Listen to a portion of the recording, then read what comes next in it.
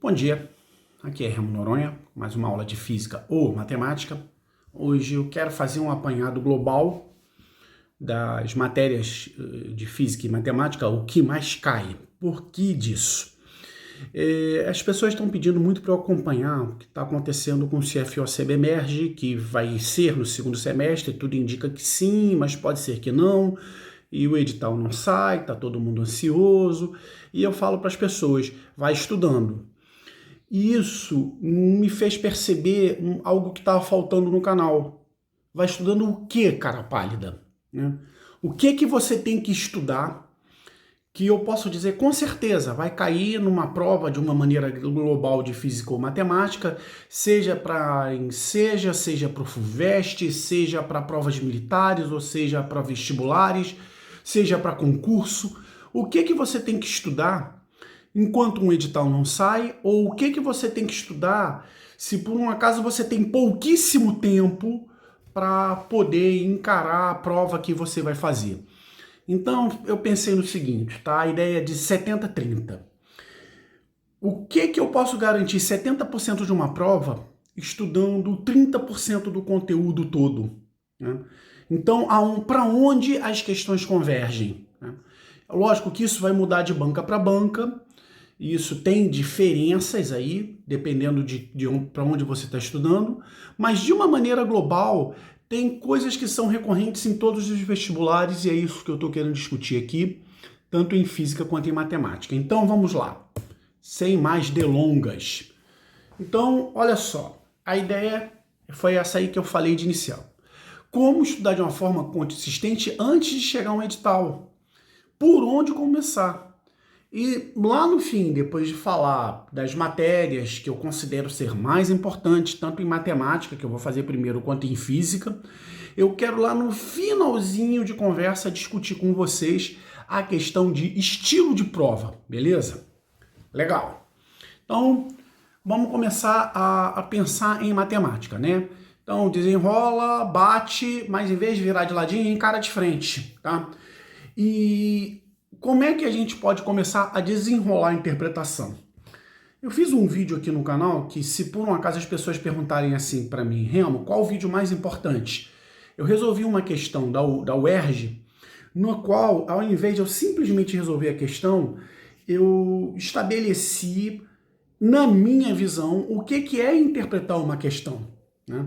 Então, as pessoas falam assim para mim, Remo, por exemplo, para saber física você tem que saber muita matemática. Eu falo, não, a primeira coisa que você tem que saber é ler. Né? Então você tem que ler e interpretar o texto e desenrolar o novelo lá que a banca está jogando lá. Isso é mais crítico ainda em provas como o Enem, no qual há uma preocupação muito séria com a contextualização. Então você tem que tirar da contextualização de toda a história que a pessoa está contando lá, o que vai virar matemática pura, o que vai virar questão de física. Legal? Então, eu tenho esse vídeo aí, que eu vou deixar na descrição desse aqui. Se por um acaso você quer parar para pensar o que é a interpretação de texto em questões de física e em questões de matemática, beleza? O segundo ponto é o seguinte. Como é que se interpreta um gráfico? Tá?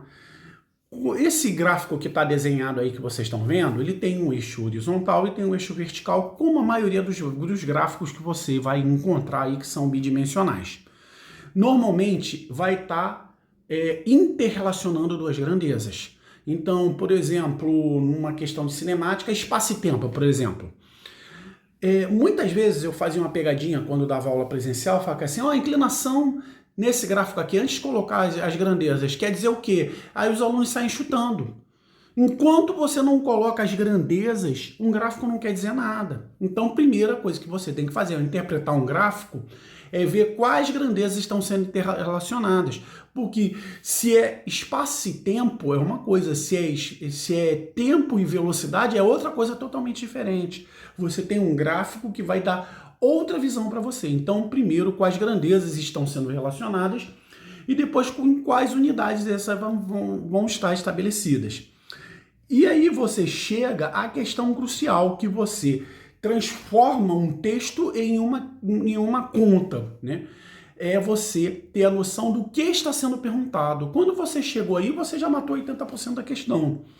Então, alunos que às vezes não têm uma habilidade matemática absurda, mas são muito capazes de interpretar questões, desenrolam muito melhor as questões do que as pessoas com habilidade pura. Legal? Então, o primeiro item é saber interpretar texto. Segundo é o seguinte, razão e proporção. Nos vestibulares aí, de uma maneira geral, isso cai mais do que água do céu no verão, sei lá, aqui do Rio de Janeiro, né? Nos meses de janeiro que chove pra caramba. Então, razão e proporção, a primeira coisa que você tem que ter é o seguinte, é saber lidar com frações, tá? E eu percebo isso, às vezes, em alunos de um nível alto, o cara ou a garota chegou um momento lá da vida que tinha que aprender fração lá na terceira série do fundamental, aprendeu de qualquer jeito e hoje quer fugir de fração de qualquer maneira. Então, se por um acaso é essa a sua situação, vai lá, dá uma treinadinha em matemática básica, se acostuma com frações, se acostuma com soma, subtração de frações e essa coisa toda, se acostuma a trabalhar com frações e fazer simplificações, tá? Para poder lidar com isso que cai a beça. Aí vem a questão da porcentagem. A porcentagem nada mais é do que uma fração. 80% nada mais é do que 80 dividido por 100 de alguma coisa. Então, quando você está pensando em porcentagem, você tem que sempre fazer aquela pergunta, porcentagem do quê? Porcentagem do ganho, porcentagem do total, porcentagem de uma determinada parcela. Então, volta para aquela questão de interpretação de texto. E em razão e proporção, você tem que também não perder de vista quando uma relação é direta ou inversa. Então, se você defender isso, olha, já dá para garantir uma notinha aí, por exemplo, no Enem, porque isso cai a beça, né? E no Enseja, por exemplo, a base da prova é essa daí, por exemplo. Seguindo aí, a gente vai para geometria plana, que é um assunto super vasto. Então, se você me disser assim, Riano, quais 3 coisas, eu estou com pouco tempo, quais 3 coisas eu tenho que estudar em geometria plana para não ficar perdido? Primeiro, cálculo de área. Você tem que estar, beleza, em áreas de figuras planas, e aqui a gente tem uma playlist só desse assunto. Pitágoras e Tales são 2 caras também super recorrentes, né? Poxa, pelo menos o triângulo 3, 4, 5 você tem que conhecer, tá? Então, vai lá de Pitágoras e Tales. E por último, tem que ter uma noção clara do que vem um círculo, uma circunferência, e para poder defender essas coisas aí. Geometria plana é a base muito sólida das provas militares. Dá para fazer questões de altíssimo nível com geometria básica. Então, se por um acaso você quer fazer a prova, por exemplo, para o colégio naval, né, cai em geometria plana duro, porque é matéria que vai ser cobrada de maneira muito séria, né? E mesmo nos outros vestibulares, sempre tem alguma coisinha, tá? Então, não foge de geometria plana, não. Estatística, essa daí é líquida e certa no Enem, por exemplo, né?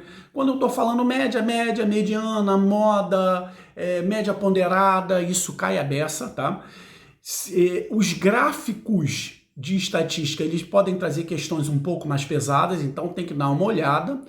E como eu estava falando no Enem, a estatística é muito comum em provas contextualizadas, então você transformar um texto em algo de estatística é algo comum da nossa vida e a gente faz mais do que imagina.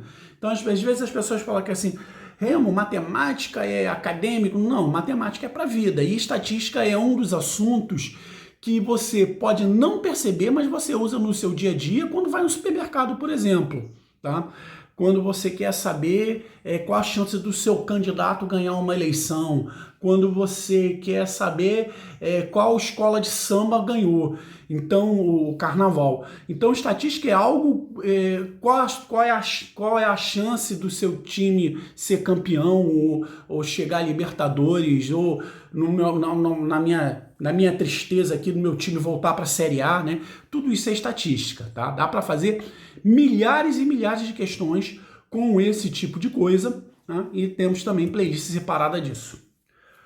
Combinatória. Eu botei esse asterisco aí porque combinatória é mais comum.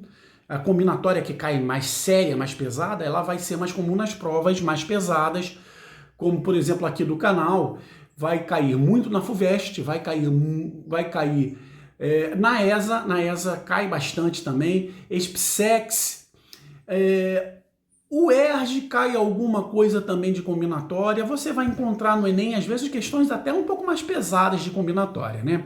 Então, o que que eu digo que você tem que saber de combinatória? Primeiro é o seguinte, dá uma olhada lá em combinação, arranjo, permutação, combinações circulares, essa coisa toda, para você pelo menos saber do que está se falando, tá? E uma vez que você consegue distinguir, voltando lá para a questão da interpretação de texto, se algo vai ter repetição ou não, se você pode repetir um número ou não, se você tira alguma coisa de uma urna e na hora que vai sortear, aquela bolinha que você tirou, ela não pode voltar, isso vai ser determinante para você entender o que está se fazendo nisso, tá? Na questão da probabilidade, uma das coisas que a gente pode usar é princípio de contagem. Então, na hora que você for assistir às aulas lá, repara que eu uso muito a ideia do e ou do ou. Então, você pode estudar a probabilidade de uma maneira bastante consistente, sem ter uma base absurda de detalhamento, somente saber quando uma coisa é e ou quando uma coisa é ou. No exemplo que eu posso dar é o seguinte. Digamos que você tem um jogo de futebol que o resultado pode ser de vitória, empate ou derrota. Legal? Se você quer que seu time, em 2 jogos, ele ganhe um jogo e outro, você tem algo. Se você quer que no seu time ganhe um jogo ou outro, você tem algo totalmente diferente. E ter a visão de entender num texto que tem a ver com probabilidade, o que é teu e, o que é teu ou, vai te dar uma chance enorme de ampliar teu conceito sobre isso, legal? Lembrando que combinatória, ela vem de uma maneira mais séria nas provas mais pesadas, beleza? Funções e equações, voltamos para uma matemática bem básica, tá? As funções de primeiro e segundo grau, todo mundo tem que defender bem, principalmente as funções de primeiro grau, equações de primeiro grau, sistema de equação de primeiro grau, cai em tudo quanto é prova, tá legal? E você tem que saber defender bem. As funções exponenciais e logarítmicas, elas vão cair mais, né, nas provas um pouco mais pesadas, tá? Então, não imagino que caia, por exemplo, na prova do Enseja, tá? As questões de exponenciais e logarítmicas, se por acaso você vai fazer a prova da ESA, se você vai fazer a prova da UERJ, quando a UERJ voltar até a segunda fase, eu acredito que eles vão cair de pancada nisso. Da FUVEST, as funções exponenciais e logarítmicas, elas explicam muita coisa, inclusive, recentemente a pandemia, as pessoas começaram a discutir funções exponenciais, né? Eu achei interessante ver jornalistas, ver pessoas que não são ligadas exatamente à matemática começar a tentar entender o que é uma função exponencial.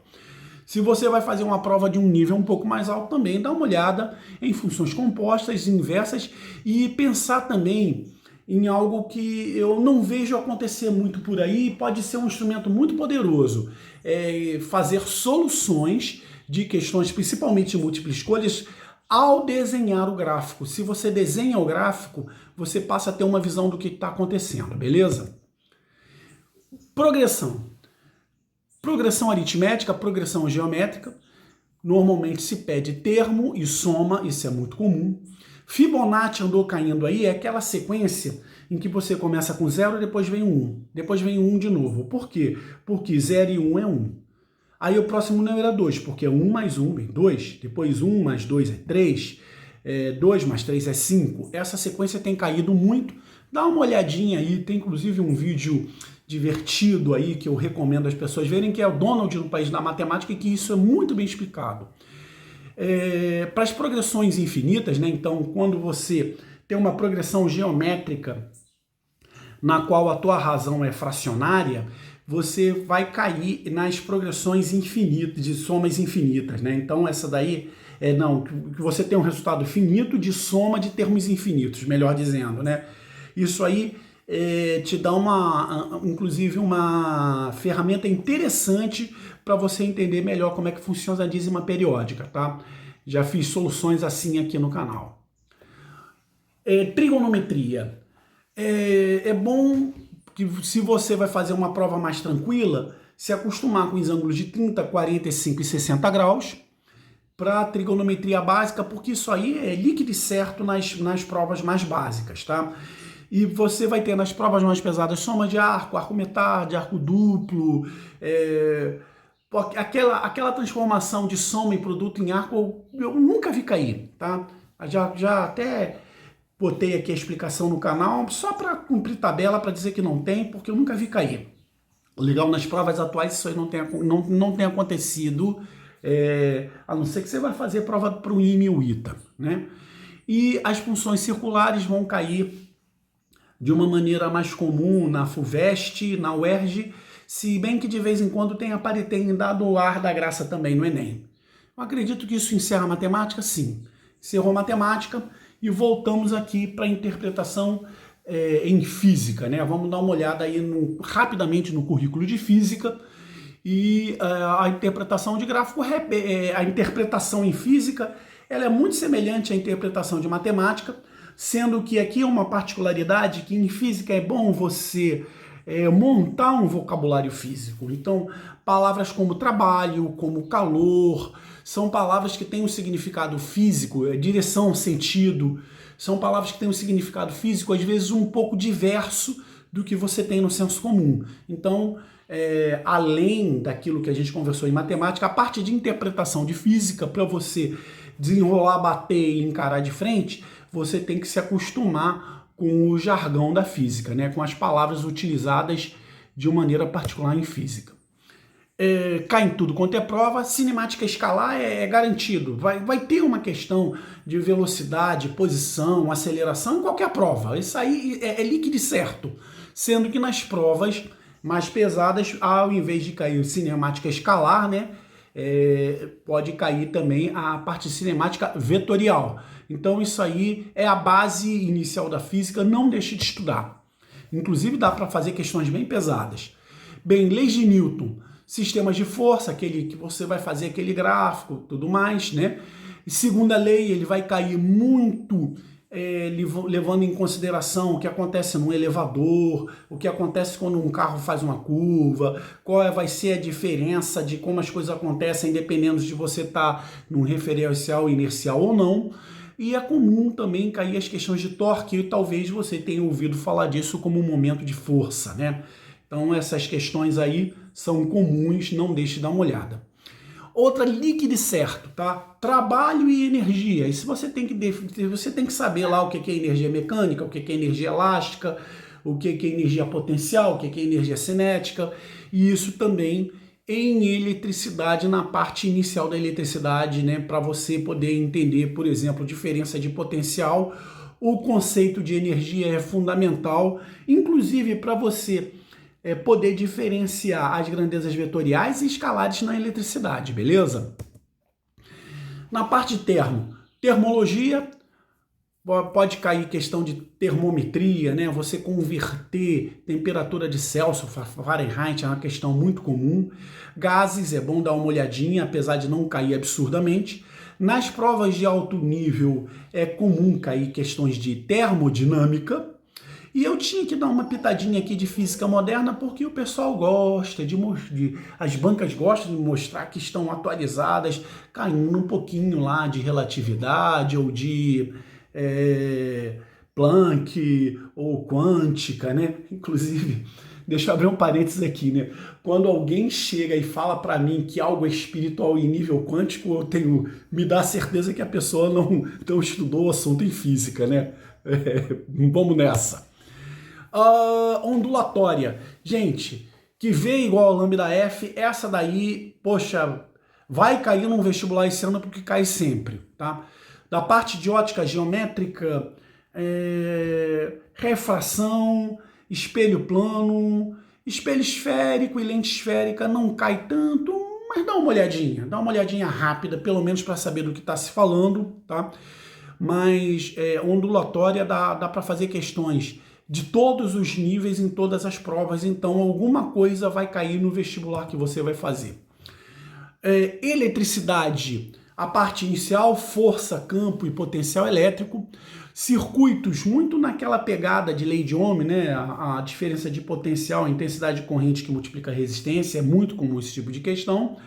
E alguma coisinha de magnetismo e de eletricidade com magnetismo. Esse último item aí, se por um acaso você estiver muito apertado e não der para chegar lá, é aquela questão lá no finalzinho da prova que vai poder te ajudar a defender uma nota mais alta, mas se por um acaso você estiver muito apertado, dá para pular, né? Agora, finalmente, a conversa aqui, né? A gente está saindo do playground e indo para um lugar sério para discutir prova, tá? Você já está num nível de preparação mais alto e quer conversar comigo como é que vai lidar com aquela determinada prova. Você quer passar para direito na FUVEST, você quer ser oficial do Corpo de Bombeiros, você quer fazer medicina, você quer ir se preparar para o IMIT. Então, se você está pensando já em se preparar no nível mais alto, você tem que pensar primeiro qual é o estilo da banca que você está fazendo. Então, isso aí se consolida muito com esse terceiro item aí. É bom você fazer, principalmente no final da sua preparação, fazer as provas interiores daquela determinada banca para saber qual é a lógica da banca, tá? O item do meio é realmente um item de corte. Por que a nota de corte é tão importante? Digamos que você quer fazer um curso em que a nota de corte não seja muito alta, tá? Então, você quer passar com 6 ali, você viu que a prova está se defendendo, legal. Você pode abrir mão de estudar determinados assuntos diante da sua programação. Então, se você não vai fazer uma prova de uma nota de corte absurda e quer estudar física e matemática, por exemplo, você é de área de humanas e quer só se defender em física e matemática, essa conversa que a gente teve aqui foi ótima. Eu acho que você vai se defender legal com as coisas que a gente discutiu aqui hoje. Mas quando você tem a nota de corte muito alta, em especial com provas que não são tão difíceis, como era o caso, por exemplo, da prova para oficial bombeiro da UERJ, em que as questões não são descascando, mas para passar você tem que tirar 8,5, 9, aí você tem que começar a trabalhar um outro detalhe que para mim, particularmente, é um sofrimento. É a questão da precisão. É você não errar aquilo que você sabe, né? E não errar aquilo que você sabe como é que é, né? É cuidado, é correção, essa coisa toda. Legal? Então, nisso aí, a gente tem que ter uma noção clara de qual é o estilo daquela banca que você quer fazer a prova, que vai ser muito determinado pela sua disposição de fazer provas anteriores. Bem, eu acho que isso encerra a nossa conversa? Não, eu tenho certeza. Deixa eu voltar com a minha carinha aqui para a gente encerrar a nossa conversa. Pessoal, isso é tudo? Obviamente não. Eu gostaria muito que cada um de nós pudesse dominar todos os assuntos do ensino médio para quando chegar lá no nível de ensino superior, nível de ensino profissional, ou você está indo para o mercado de trabalho, você ter um amplo conhecimento de tudo. Mas sei que a realidade nem sempre vai tornar isso possível. Assim sendo, é importante que você tenha estratégias para poder passar em concursos, porque quem está batalhando sério também vai ter esse tipo de estratégia. Então você não pode ficar para trás nessa conversa que a gente está tendo aí. Bem, é isso. Como eu digo sempre, lute, persevere e vença. E no mais, aquele enorme abraço.